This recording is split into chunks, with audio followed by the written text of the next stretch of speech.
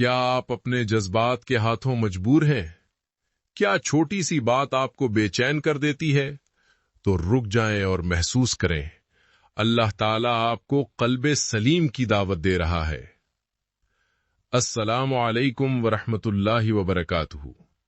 عزیزان من، آج ہم جذباتی طور پر اتنے کمزور ہو چکے ہیں کہ ذرا سی پریشانی ہمیں توڑ دیتی ہے، لیکن قرآن کریم ہمیں قلب سلیم کا راستہ دکھاتا ہے، جو کہ اصل میں جذباتی ذہانت یعنی ایموشنل انٹیلیجنس کی معراج ہے۔ سلامت دل وہ ہے جو نفرت، حسد اور بے جا خوف سے پاک ہو۔ سلامت دل اور جذباتی مضبوطی کے یہ 3 اصول یاد رکھیں۔ پہلا اصول، خود پر قابو پانا۔ نبی پاک صلی اللہ علیہ وسلم نے فرمایا کہ اصل پہلوان وہ ہے جو غصے میں خود کو سنبھال لے۔ جذباتی ذہانت یہ نہیں کہ آپ کو غصہ نہ آئے، بلکہ یہ ہے کہ آپ کا غصہ آپ سے کوئی غلط کام نہ کروائے۔ جب دل اللہ تعالیٰ کی یاد میں ہوتا ہے تو جذبات قابو میں رہتے ہیں۔ دوسرا اصول، دوسروں سے ہمدردی۔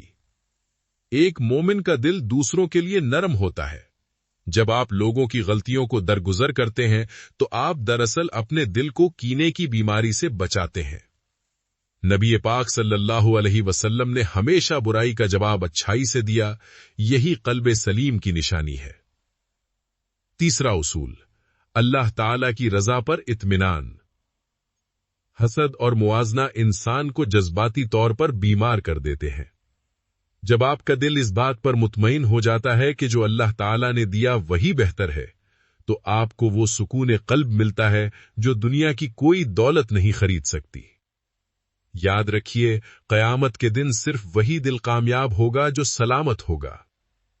اپنے دل کی نگرانی کریں، اسے اللہ تعالیٰ کے ذکر سے پاک رکھیں اور اپنے جذبات کو اپنے رب کی مرضی کے سانچے میں ڈھال لیں۔ یہی وہ راستہ ہے جو آپ کو دنیا کے ہر غم سے آزاد کر دے گا۔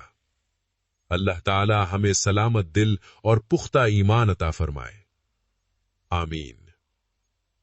اگر آپ کو یہ ویڈیو پسند آئی ہو تو اسے لائک کریں اور دوسروں کے ساتھ شیئر کریں۔ السلام علیکم ورحمۃ اللہ وبرکاتہ۔